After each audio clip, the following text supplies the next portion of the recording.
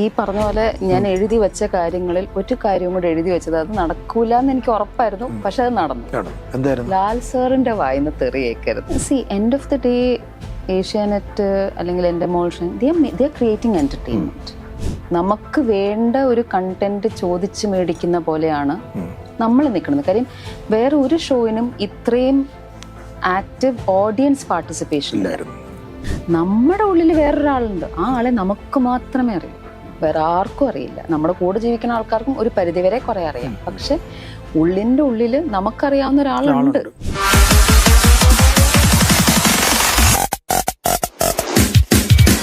നമസ്കാരം.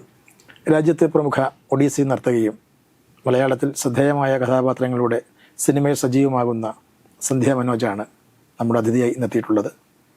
സന്ധ്യയുടെ വിശേഷങ്ങളിലേക്ക് കടക്കാം. നമസ്കാരം. നമസ്കാരം. വളരെ യാദൃച്ഛികമായിട്ടാണ് സിനിമയിലേക്ക് വരുന്നത്, അല്ലേ? രാജ്യത്ത് അറിയപ്പെടുന്ന ഒരു നർത്തകിയാണ്. മറ്റു പല മേഖലകളിലും ഒക്കെ തന്നെ സജീവമായിട്ട് നിൽക്കുമ്പോഴാണ് സിനിമയിലേക്ക് വരുന്നത്. എങ്ങനെയാണ് സിനിമയിലേക്കുള്ള, ഒത്തിരി പറഞ്ഞതാണെങ്കിൽ പോലും സ്വാഭാവികമായിട്ടും പുതിയ പ്രേക്ഷകർക്ക് കാണാൻ? തീർച്ചയായിട്ടും നമ്മുടെ ജീവിത എന്താ പറയാ, ഒരു സ്റ്റോറി ലൈൻ എത്ര പറഞ്ഞാലും അത് ഒരിക്കലും നമുക്ക് ബോറടിക്കാൻ പാടില്ല. സിനിമ എന്ന് പറയുന്നത് ഞാൻ ആക്ച്വലി പ്ലാൻ ചെയ്ത് വന്നതല്ല. ഈവൻ ബിഗ് ബോസ് പറയുന്ന ഷോ പോലും കോവിഡ് സമയത്ത് നമ്മൾ സ്റ്റക്കായ ഒരു പ്രതിസന്ധി ഉണ്ടായിരുന്നല്ലോ. ആ സമയത്ത് നമ്മൾ ഓൺലൈൻ പ്ലാറ്റ്ഫോംസിൽ കൂടെ FB ലൈവും ഇൻസ്റ്റാ ലൈവും ഒക്കെ ആയിട്ട് നമ്മൾ പ്രോഗ്രാംസ് ചെയ്യുന്നുണ്ടായിരുന്നു. പക്ഷെ ഒരു സ്റ്റേജിൽ കയറി പെർഫോം ചെയ്ത് കഴിഞ്ഞ ആ ഓഡിയൻസിന്റെ കൈത്തട്ടൽ വാങ്ങുന്നതിന് ശേഷമുള്ള ഒരു വീട്ടിപ്പോക്കുണ്ട്. അതൊരിക്കലും നമുക്ക് എവിടെയും എത്ര കമന്റ്സ് വന്നാലും എത്ര ലൈക്സ് വന്നാലും ആ ഡോപ്പമിൻ കിട്ടില്ല. അപ്പോ പിന്നെ നമുക്ക് മനസ്സിലായി തുടങ്ങി ഇത് അവസ്ഥ മോശമായിക്കൊണ്ടിരിക്കുകയാണെന്ന്. കോവിഡിന്റെ കാര്യം ഫസ്റ്റ് വേവ് വന്നു, സെക്കൻഡ് വേവ് വന്നു. അപ്പൊ ആ സമയത്ത് നമുക്കൊരു ചെറിയ ടെൻഷൻ കയറി.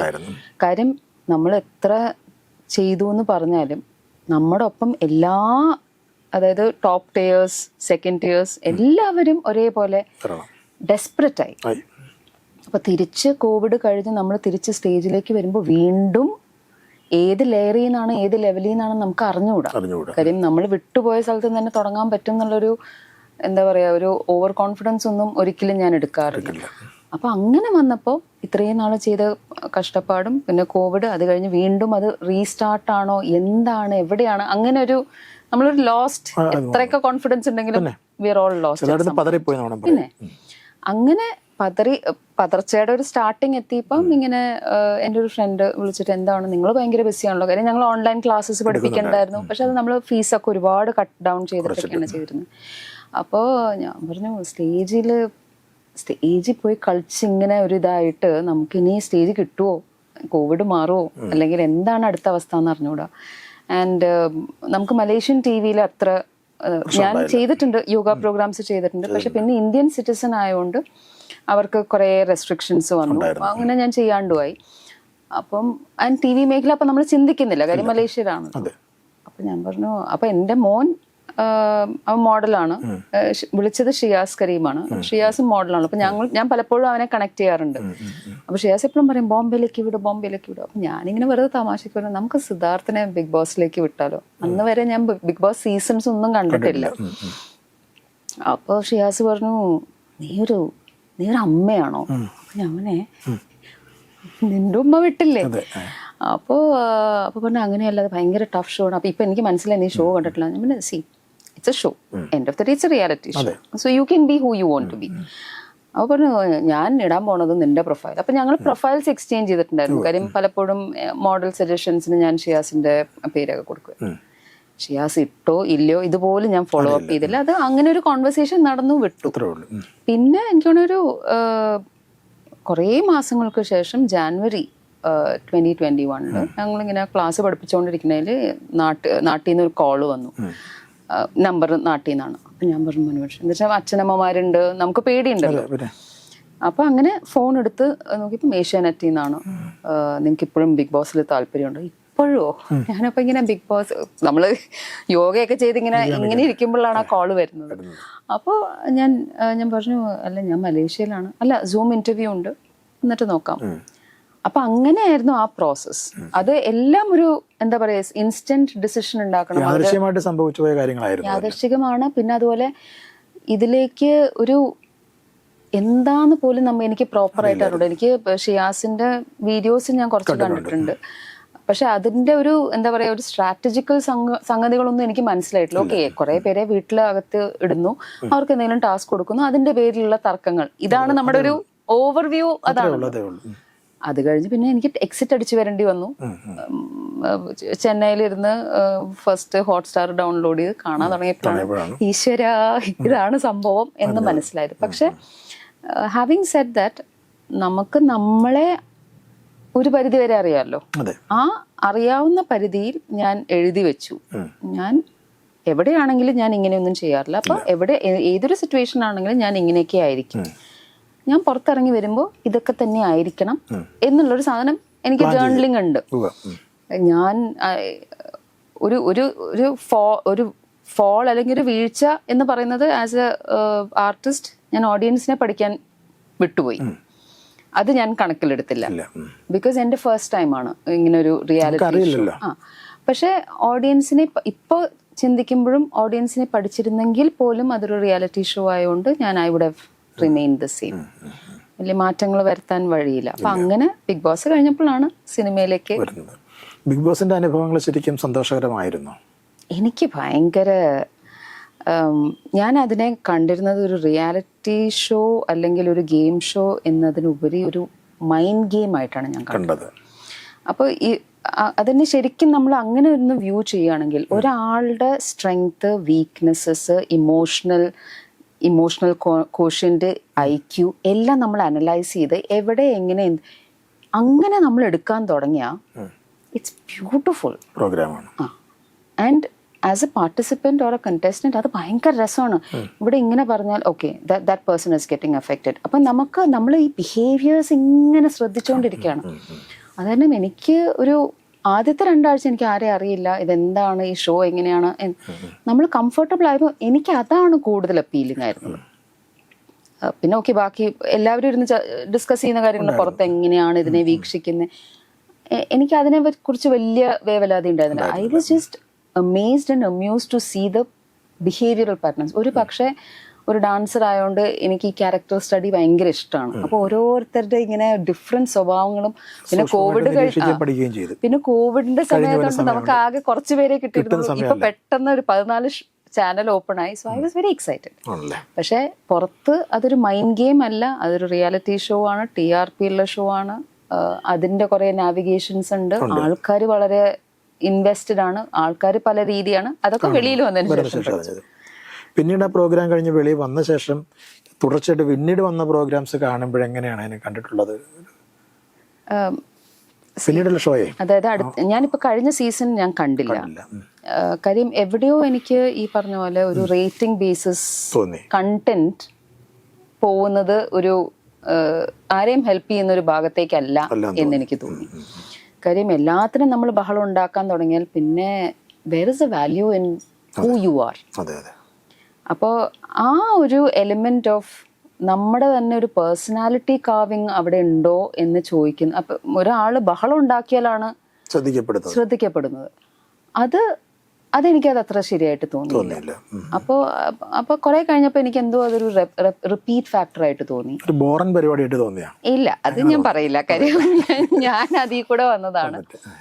ബോറൻ പരിപാടി എനിക്കാണ്. പരിപാടിയുടെ സ്ട്രക്ചർ ഇപ്പോഴും നല്ലതാണ്, പക്ഷെ അതിലേക്ക് കൊണ്ടുവരുന്ന ആൾക്കാര് ഇപ്പം ഞങ്ങളുടെ സീസണിൽ എനിക്ക് തോന്നുന്നത് ഇതുവരെ ഉണ്ടായിരിക്കുന്ന സീസണിൽ ഞങ്ങളുടെ സീസണിൽ ആ ഒരു മേൽ കീഴ് വ്യത്യാസം അല്ലെങ്കിൽ ഒരു ഡിഫറൻസസ് ഉള്ള ആൾക്കാർ ഉണ്ടായിരുന്നു. അതിപ്പോ സൊസൈറ്റി ബേസ്ഡ് നോക്കുകയാണെങ്കിലും ഇപ്പം ഭാഗ്യലക്ഷ്മി ചേച്ചി പോപ്പുലർ, നോബി, മണിക്കുട്ടൻ, അങ്ങനെ കുറെ പോപ്പുലർ ആയിട്ടുള്ള ആൾക്കാർ. ഞങ്ങളെ പോലെ കുറച്ച് കഴിവുണ്ട്, പക്ഷെ കംപ്ലീറ്റ്ലി അൺനോൺ ആൾക്കാർ. ഞാൻ ഏതോ മലേഷ്യയിൽ കടന്നു വരുന്നു. അപ്പോൾ അങ്ങനെ ഒരു വെറൈറ്റി ഓഫ്. പക്ഷെ ഇന്ത്യയിൽ അറിയപ്പെടുന്ന ഒഡീസ നർത്തകിയായിരുന്നു അല്ലേ? നർത്തകർക്ക് മാത്രം അല്ല, പൊതുവായി അറിയാമായിരുന്നല്ലോ. മലയാളിയായിട്ടുള്ള ഒഡീസ നർത്തകരാരും ഇല്ലല്ലോ അല്ലേ? ഉണ്ടോ? എന്റെ അറിവിലില്ല.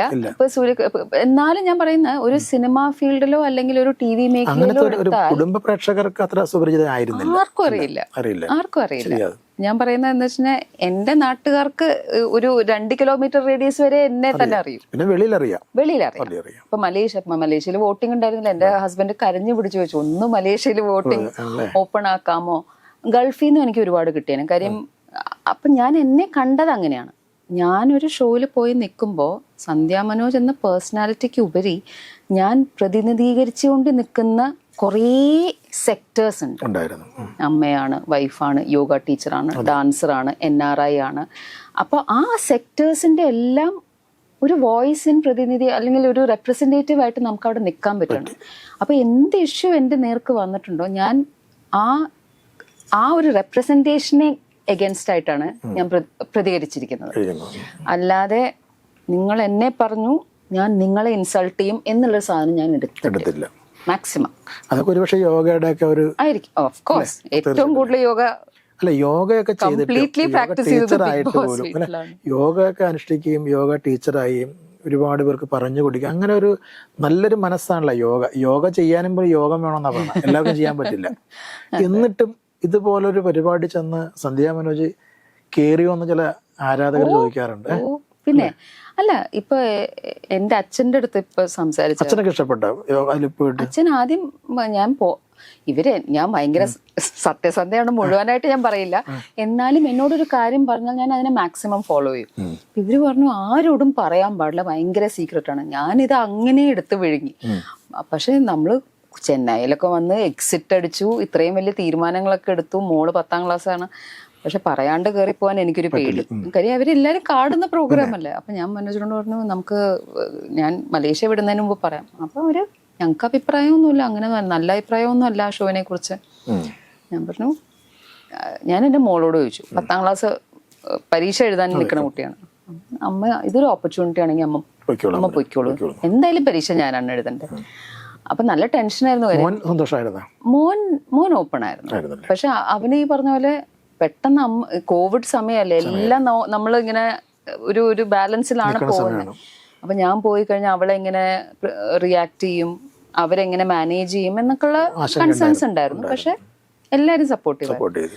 അച്ഛനും അമ്മയും അതുപോലെ നമ്മൾ ഇൻലോസിന്റെ അവിടെ വെച്ചപ്പം വേണോ, പിന്നെ ഞങ്ങൾ തീരുമാനിച്ചാൽ ഞങ്ങൾ ചെയ്യുന്നുള്ളത് അവർക്കും അറിയാം. പക്ഷെ പോയതിനു ശേഷം തിരിച്ചിറങ്ങി വന്നപ്പോ അവര് പറഞ്ഞു നന്നായിട്ട് നിന്നു, ഒരു അലമ്പും കാണിക്കാതെ. വഴക്കുണ്ടാക്കേണ്ടടുത്ത് വഴക്കുണ്ടാക്കണം. അത് എല്ലാം ടാസ്കിലായിരുന്നു, അല്ലാതെ പേഴ്സണലി ഞാൻ ആരെയും അറ്റാക്ക് ചെയ്തിട്ടില്ല. ഞാൻ പേഴ്സണലി ഞാൻ വളരെ കെയർഫുൾ ആയിരുന്നു. നല്ല ഭാഷയിലൊക്കെ സംസാരിച്ചത്. ഇപ്പോഴത്തെ പോലെ ചീത്തവിളിയും ബഹളവും ഒച്ചപ്പാടൊന്നും ഒന്നുമില്ലായിരുന്നു. അത് വരരുത് എന്നുള്ളത് ദിവസവും ഞാൻ രാവിലെ ഒരു മെന്റൽ അഫർമേഷൻ തന്നെ ചെയ്തിരുന്നു. അതായത് എന്റെ വായിന്ന് ഒരു വൃത്തികെട്ട വാക്ക്, ഒരു വൃത്തികെട്ട ഭാഷ, അതേപോലെ എന്നെ ഇൻസൾട്ട് ചെയ്താലും ഞാൻ ആ ആളെ എയിം ചെയ്തുകൊണ്ട് ഇൻസൾട്ട് ചെയ്യരുത്. അവർ പറഞ്ഞ കാര്യങ്ങളോ അവർ ചെയ്ത കാര്യങ്ങളോ നമുക്ക് പോയിന്റ് ഔട്ട് ചെയ്യാം. പക്ഷെ ആ ആളെ ഒരു ഹ്യൂമിലിയേറ്റിംഗ് രീതിയിൽ ചെയ്യരുത് എന്ന് എന്റെ മനസ്സിലുണ്ടായിരുന്നു. ഒരു പരിധി വരെ ഞാൻ അത് ചെയ്തു എന്ന് തന്നെയാണ് എന്റെ വിശ്വാസം. എന്തായാലും ഈ ഷോയ്ക്ക് ശേഷം പുറത്തു വന്ന ശേഷം ഒരിക്കലും ആ ഷോയിൽ പങ്കെടുത്തത് വേണ്ടായിരുന്നു തോന്നിയിട്ടില്ല. ഒരിക്കലും തോന്നിയിട്ടില്ല. ഇപ്പൊ നടക്കുന്ന ഷോയെ കുറിച്ചും ഒരു ആക്ഷേപങ്ങളൊന്നും ഇല്ല എന്തായാലും അല്ലേ? ആക്ഷേപങ്ങൾ എന്ന് പറഞ്ഞാൽ ഇപ്പൊ ഞാൻ ആ സ്പേസിൽ ഭയങ്കരമായിട്ട് കുടുംബ പ്രേക്ഷകർ വല്ലാതെ വെറുത്തുപോയി. ഒരു പരമ ബോറൻ പരിപാടിയായി, കൂതറ പരിപാടി വരെ അങ്ങനെ വാക്ക് ഉപയോഗിക്കുന്നുണ്ട്. വേറെ കൊണ്ടല്ല അങ്ങനെ കാണുന്നത്. കാരണം ഒരു സാധാരണ കുടുംബത്തിന് എന്ത് മെസ്സേജാണ് അത് കൊടുക്കുന്നത്, കുട്ടികൾക്ക് എന്ത് മെസ്സേജ് കൊടുക്കുന്നത്. മോഹൻലാലിനെ പോലെ ഒരു വലിയ രാജ്യം ആദരിക്കുന്ന ഒരു കലാകാരനാണ് അവിടെ നിന്ന് ഈ ചീത്തവിളി മുഴുവൻ കേൾക്കുന്നത്. ലാലേട്ടനായിട്ടുള്ള സംസാരം ബന്ധമൊക്കെ എങ്ങനെയായിരുന്നു? എനിക്ക് ഈ പറഞ്ഞ പോലെ ഞാൻ എഴുതി വെച്ച കാര്യങ്ങളിൽ ഒരു കാര്യവും കൂടെ എഴുതി വെച്ചത് അത് നടക്കൂല എന്ന് എനിക്ക് ഉറപ്പായിരുന്നു. പക്ഷെ അത് നടന്നു. ലാൽ സാറിന്റെ വായിന്ന് തെറി കേൾക്കരുത്. തെറി കേൾക്കരുതെന്ന് പറഞ്ഞാൽ തെറി എന്ന് പറയുന്ന വാക്കല്ല, ഒരു ദേഷ്യമായിട്ടും അതുപോലെ സന്ധ്യ എന്തുകൊണ്ട് അങ്ങനെ ഒരു മോശം രീതിയിൽ പെരുമാറി എന്നുള്ള ഒരു വകുപ്പിന് എന്ന് വെച്ചാൽ അവിടെ നിൽക്കുന്ന അത്രയും ദിവസമാണ്. എന്താ വെച്ചാൽ സാറ് എന്താ ചോദിക്കണ ചോദ്യത്തിൽ നിന്ന് എങ്ങോട്ട് കറങ്ങി തിരിഞ്ഞ്, കാര്യം ഞങ്ങളുടെ ഷൂട്ടിംഗ് നടക്കുന്നത് ഒരു 5-6 മണിക്കൂറാണ്. അതിനെ വെട്ടിക്കുറച്ചാണ് അരമണിക്കൂർ 3/4 മണിക്കൂറായിട്ട് എയർ ചെയ്യുന്നത്. അപ്പൊ സാറ് ചിലപ്പോൾ ചോദിച്ചു വരുന്നത് ഇപ്പുറത്തെ ആളുടെ അടുത്തായിരിക്കും, പക്ഷെ ചോദ്യം എൻ്റെ അടുത്തായിരിക്കും. അപ്പൊ ഇങ്ങനെ കറങ്ങി തിരിഞ്ഞു വരുമ്പോൾ നമുക്ക് അത്രയും പ്രസൻസ് ഓഫ് മൈൻഡ് വേണം സാർ എവിടേക്കാണ് ഇത് നാവിഗേറ്റ് ചെയ്ത് കൊണ്ടുപോകണേ. പക്ഷെ എൻ്റെ എല്ലാ വീക്കെൻഡും ഞങ്ങൾ സാരി കൊടുക്കും. ഞാൻ ദൈവമേ നല്ല ഭംഗിയായിട്ടൊക്കെ സാരിയൊക്കെ കൊടുത്തു വന്നിട്ട് തെറിയിപ്പിക്കരുത് പ്ലീസ്. ഇത് എൻ്റെ മനസ്സിലൊരു ആഗ്രഹമായിരുന്നു. Because I respect him as an artist. അപ്പോൾ അത്രയും നമ്മൾ റെസ്പെക്ട് ചെയ്യുന്ന, ഞാൻ പറഞ്ഞ I'm not using the word fan, I'm not using the word ആരാധന, ഇറ്റ്സ് ആബ്സല്യൂട്ട് റെസ്പെക്ട്. ആൻഡ് ഞാൻ ഫസ്റ്റ് ഡേ കയറുമ്പോ തൊട്ട് ഇറങ്ങുന്ന വരെയും ആ റെസ്പെക്ട് കൊടുത്തിരുന്നു. 100% ആയിരുന്നു. സാറും എനിക്ക് ആ റെസ്പെക്ട് തന്നിരുന്നു. അത് എനിക്ക് പോയിന്റ് ഔട്ട് ചെയ്തിരുന്നത് ഷോയില് മണിക്കുട്ടനാണ്. സന്ധ്യക്ക് നല്ലൊരു റെസ്പെക്ട് സാർ തരുന്നുണ്ട്. അപ്പൊ അത് നമ്മൾ അത് കാണാനും കൂടെ തുടങ്ങിയപ്പം I was even more careful. എന്താന്ന് വെച്ചാൽ റെസ്പെക്റ്റോടുകൂടി മലയാള പ്രേക്ഷകരുടെ മുമ്പിൽ വെച്ചിട്ടാണ് എൻ്റെ അടുത്ത് സംസാരിക്കുന്നത്. അതിലൊരു അദ്ദേഹം ഈ പറഞ്ഞ പോലെ നൃത്തത്തെ കുറിച്ചൊക്കെ ചോദിച്ചിട്ടുണ്ട്. നൃത്തത്തോട് ഒരുപാട് താല്പര്യമുള്ള ആളല്ലേ സാർ കുറെ പഠിച്ചിട്ടുണ്ടല്ലോ. അതെ. അപ്പൊ അതിന്റെ വാല്യൂ എനിക്ക് ആ ഹോൾ ഷോയിൽ ഏറ്റവും കൂടുതൽ വാല്യൂ തന്നത് ലാൽ സാർ. നമ്മുടെ ഒരു ഇന്ത്യയിൽ തന്നെ സന്ധ്യ പറയുന്നുണ്ട് ലാൽ സാർ ബിഗ് ബോസ് ഒരു നിസ്സഹായനാണ്, അദ്ദേഹത്തിന് പോലെ ചെയ്യാൻ പറ്റുന്നില്ല എന്ന്. എന്തുകൊണ്ട് അങ്ങനെ ഒരു നിരീക്ഷണം ഉണ്ടായത്? End of the day Asianet അല്ലെങ്കിൽ Endemol Shine they are creating entertainment. നമുക്ക് വേണ്ട ഒരു കണ്ടന്റ് ചോദിച്ചു മേടിക്കുന്ന പോലെയാണ് നമ്മൾ നിൽക്കുന്നത്. കാര്യം വേറെ ഒരു ഷോയിനും ഇത്രയും ആക്റ്റീവ് ഓഡിയൻസ് പാർട്ടിസിപ്പേഷൻ ഇല്ലായിരുന്നു. ഇവിടെ audience are actually manipulating the show. Audience എന്ന് പറയുമ്പോൾ നിങ്ങളും അതിൽ ഉൾപ്പെടും, you know the media and all. അപ്പോൾ ആൻഡ് ഇത്രയും ഹാൻഡ്സ് ഓൺ വോട്ടായിട്ടും കമന്റ്സ് ആയിട്ടും ട്രോൾസ് ആയിട്ടും ഇത്രയും ഹാൻഡ്സ് ഓൺ ഷോ വേറെ ഒരു ഷോ ഇല്ലായിരുന്നു. ഈവൻ സിനിമയ്ക്ക് പോലും ഇത്രയും ഒരു പാർട്ടിസിപ്പേഷൻ ഫ്രം ദി ഓഡിയൻസ് വരാറില്ല. ടെലിവിഷൻ പ്രോഗ്രാമിന് ഇതിന് കിട്ടാത്ത പ്രാധാന്യം കിട്ടി. ആബ്സല്യൂട്ട്ലി. ആൻഡ് ആ ഒരു കൊല്ലം ഈ കണ്ടസ്റ്റൻസ് അവരുടെ ഒരു മേഴ്സിയിലാണ്. ഈ ഓഡിയൻസിന്റെ നമ്മൾ ഏത് സീസൺ എടുത്താലും അവിടെ നിന്ന് ഇറങ്ങി വരുന്ന ആൾക്കാരെ ആ സീസൺ തുടങ്ങുന്ന ദിവസം തൊട്ട് അടുത്ത സീസൺ തുടങ്ങുന്നവരെ നമ്മളെ കുറിച്ച് എന്തും പറയാം. നമ്മള് ഒരു പബ്ലിക് പ്രോപ്പർട്ടി പോലെയാണ്. അപ്പൊ ഏഷ്യാനെറ്റിനെ സംബന്ധിച്ചോളം അല്ലെങ്കിൽ എൻഡമോൾ ഷൈനിനെ സംബന്ധിച്ചോളം ദേ ആർ ക്രിയേറ്റിംഗ് ഒരു beautiful cake for the audience. അത് പക്ഷെ അതിലെ കണ്ടന്റ് അല്ലെങ്കിൽ അതിന്റെ ഫ്ലേവർ തീരുമാനിക്കുന്നത് എന്നെ സംബന്ധിച്ചോളം ഇപ്പോഴും ഇവരൊരു ഫ്ലേവർ തീരുമാനിക്കും, പക്ഷെ അതിലെ ബാക്കി ഇൻഗ്രീഡിയൻസ് മുഴുവൻ ഇടുന്നത് വെളിയിൽ നിന്നാണ്. അവർക്കൊരു നമുക്കൊരു കേക്ക് ഉണ്ടാക്കാം എന്നും പറഞ്ഞൊരു റെസിപ്പി അവരുടെ കയ്യിലുണ്ട്. ആ റെസിപ്പിയിൽ പക്ഷെ ബാക്കി മുഴുവൻ സീസണിങ്ങും ടോപ്പിങ്സും എല്ലാം ഇട്ടുകൊണ്ടിരിക്കുന്നത് വെളിയിൽ നിന്നാണ്. ഇപ്പം ഞങ്ങളുടെ സീസൺ ഞാൻ നോക്കിയപ്പം ആർട്ടിസ്റ്റുകളുണ്ട്. ആദ്യത്തെ ടാസ്ക് തന്നെ സർവകലാശാല അതിന് ഭയങ്കര റേറ്റിംഗ് കിട്ടി. ഇപ്പം ഞങ്ങൾക്ക് കിട്ടിയ ടാസ്കുകൾ മുഴുവൻ ഞാൻ 10 ആഴ്ച ഉണ്ടായിരുന്നു. 10 ആഴ്ചത്തെയും ടാസ്കുകളിൽ ഒരു ക്രിയേറ്റിവിറ്റി സ്കോപ്പ് ഉണ്ടായിരുന്നു. പക്ഷെ ഇപ്പൊ പല സീസണിലും ആദ്യത്തെ അടിക്കാണ് റേറ്റിംഗ്. അപ്പൊ എന്താ ചെയ്യുക? അപ്പൊ മധുരം ഇഷ്ടമല്ല, ഷുഗർ ഇസ് ബാഡ് എന്ന് പറയുമ്പോൾ നമ്മൾ എല്ലാവരും ഇപ്പൊ ഷുഗർ കൺട്രോൾ ചെയ്യാൻ തുടങ്ങി. നാളെ അതല്ല sugar is the best content എന്ന് പറയുമ്പോൾ നമ്മൾ എല്ലാവരും ഷുഗർ എന്ന് പറയുന്ന പോലെ Asianet and Endemol is creating something for us. നമ്മളായിരിക്കണം ചോദിക്കേണ്ടത് ഗിവ് us ബെറ്റർ കണ്ടന്റ്. അത് പക്ഷെ അവരെ കുറ്റം പറഞ്ഞുകൊണ്ടല്ല, നല്ലതല്ലെങ്കിൽ റേറ്റിംഗ് അല്ലെങ്കിൽ അതിന്റെ റിവ്യൂസ് അങ്ങനെ ആക്കുക. ഒരു പുതിയ തലമുറയ്ക്ക് അല്ലെങ്കിൽ വളർന്നു വരുന്ന തലമുറയ്ക്ക് ഒരു പോസിറ്റീവായ എന്തെങ്കിലും സന്ദേശം ബിഗ് ബോസ് പകരുന്നുണ്ടോ? ഇപ്പോഴത്തെ സീസൺസിലില്ല. പക്ഷെ ഇപ്പം ഞാൻ അവിടെ നിൽക്കുമ്പോൾ ഞാൻ നേരത്തെ പറഞ്ഞ പോലെ എനിക്കതിനെ ഒരു മൈൻഡ് ഗെയിം ആയിട്ടാണ് കാണാൻ പറ്റിയത്. അതിൽ എനിക്ക് ഇഷ്ടപ്പെട്ട കുറേ കാര്യങ്ങൾ എന്താണെന്ന് വെച്ചാൽ അവിടെ ഡിഫറൻസസ് ഇല്ല, പക്ഷെ ഡിഫറൻസസ് ഉണ്ട്. അത് നമ്മുടെ ലൈഫിൽ നമ്മൾ സ്ഥിരമായി പ്രാക്ടീസ് ചെയ്യുന്ന ഒരു കാര്യമാണ്. പലയിടത്തും നമ്മൾ പോയിട്ട് ഇപ്പം ഞാൻ ഡാൻസ് ടീച്ചറും ഒക്കെ ആയതുകൊണ്ട് ഞാൻ എൻ്റെ കുട്ടികളോട്, ഞാൻ പഠിപ്പിക്കുന്ന കുട്ടികളോട് പറഞ്ഞിട്ടുണ്ട്, ഒരു റിലീജിയസ് റിച്വലായിട്ട് എൻ്റെ കാല് വന്ന് തൊടണ്ട. കാല് തൊടുന്നത് എന്തിനാണ്? നമ്മൾ ടീച്ചർ അല്ലെങ്കിൽ ഗുരുക്കന്മാര് എന്ന് പറയുന്ന ആ വ്യക്തി ഒരു ചാനലാണ്, അത് ദൈവീക കലയാണ്.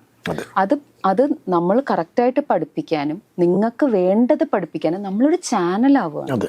അപ്പോൾ ഫ്രം യു ടു ദെയർ ഇതൊരു ചാനലാണ്.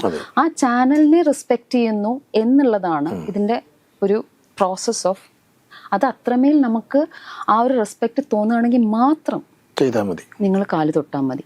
ഇത് ഡാൻസ് ക്ലാസ്സിലെ ഒരു റിച്വലാണ് എന്ന് വന്നിട്ട് ഈ തള്ളയുടെ കാലിൽ തൊടണമല്ലോ എന്നും പറഞ്ഞുകൊണ്ട് നിങ്ങൾ ചെയ്യണ്ട. ഒരു ഹായ് പറഞ്ഞോ അല്ലെങ്കിൽ ഹായ് ടീച്ചർ അല്ലെങ്കിൽ വന്ന് ഹഗ് ചെയ്തോ, എനിക്ക് സന്തോഷമേ ഉള്ളൂ. കാര്യം അതിൽ ഒരു പ്യൂരിറ്റി ഉണ്ട്. നിങ്ങൾ മനസ്സിലാക്കാതെ ഒരു റിച്വൽ ചെയ്യുമ്പോൾ അത് വെറും ഒരു ഗോഷ്ഠിയാണ്. ഉള്ളി തട്ടിയുള്ള ആരാധന, ബഹുമാനം, ഗുരുത്വം, അതാണ് അത്രേ ഉള്ളൂ.